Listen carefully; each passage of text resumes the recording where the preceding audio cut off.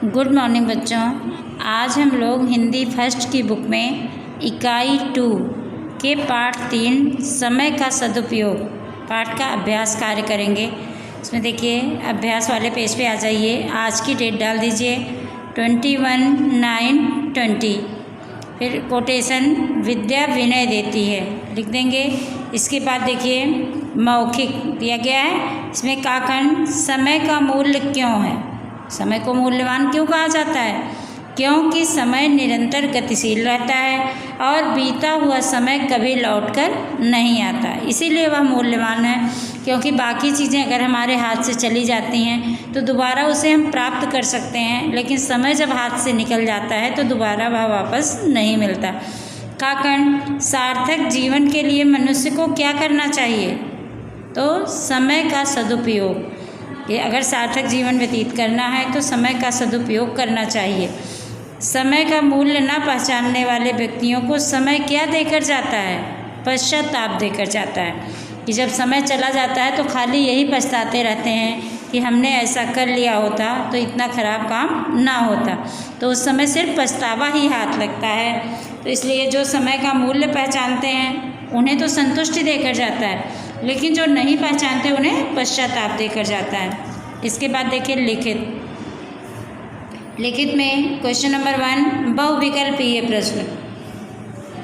इसमें 4 विकल्प दिए गए हैं, चारों में से कोई एक सही है, उस पर टिक करना है। समय कैसा धन है? अमूल्य धन है, अमूल्य पर टिक करेंगे। काखंड एक बुद्धिमान किसान दिन रात किसके प्रति सजग रहता है? अपनी फसल के प्रति। समय का बजट बनाने का क्या अर्थ है? समय का बजट बनाने का अर्थ समय विभाजन है, कि समय विभाजित करके हमें पता है कि हमारे पास इतना दिन का समय है तो उसी हिसाब से समय का बंटवारा करते हैं। जैसे परीक्षा आने वाली है, 15 दिन बचे हैं, हमारे पास 5 सब्जेक्ट हैं, तो हम बांट लेते हैं कि 3-3 दिन एक सब्जेक्ट पढ़ेंगे तो हमारा कोर्स पूरा हो जाएगा। तो वही समय विभाजन हुआ और समय का बजट हुआ। समय का बजट बनाने का मतलब कि समय का हमने बंटवारा कर लिया। इसके बाद क्वेश्चन नंबर 4 पे आ जाइए। 2 और 3 कॉपी में कराए जाएंगे। क्वेश्चन नंबर 4 की का प्रयोग और की का प्रयोग। जैसे की और की लिखी जाती है, एक पे बड़ी ई की मात्रा लगती है और एक पे छोटी ई की मात्रा लगती है, तो किन जगह पे किन परिस्थितियों में कैसे मात्राएं लगाई जाती हैं इसके बारे में बताना है आपको। कि की का प्रयोग होता है जब दो संज्ञाओं सर्वनाम और संज्ञा शब्दों में संबंध बनाने के लिए तथा भाववाचक संज्ञा के क्रिया रूप के साथ भूतकाल में किया जाता है। जैसे कि उसकी माँ, मोहन की माँ, मोहन की बहन, इस तरह से करना होता है, उसका संबंध बताना है।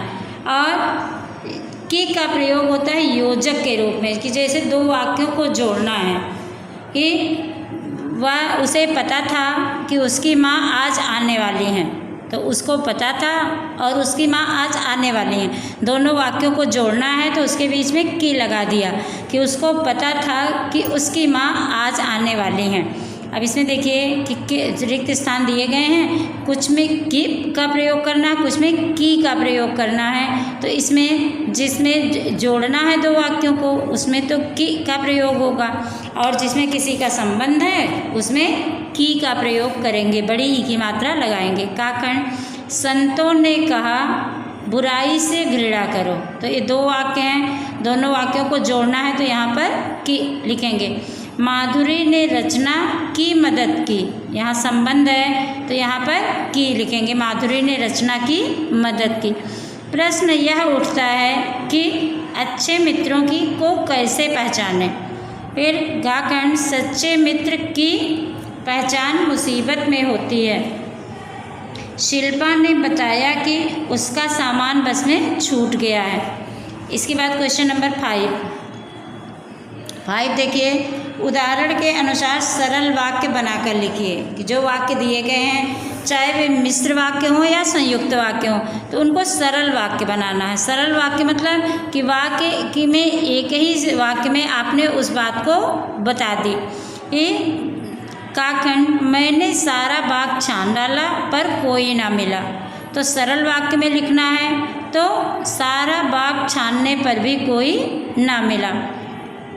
सड़क खत्म हो गई और मैं उस बाग के फाटक तक पहुंच गया। तो यहाँ पर सरल वाक्य में लिखेंगे सड़क खत्म होते ही मैं उस बाग के फाटक तक पहुंच गया। धूप बहुत तेज थी और लू के थपेड़े भी मुंह पर पड़ रहे थे।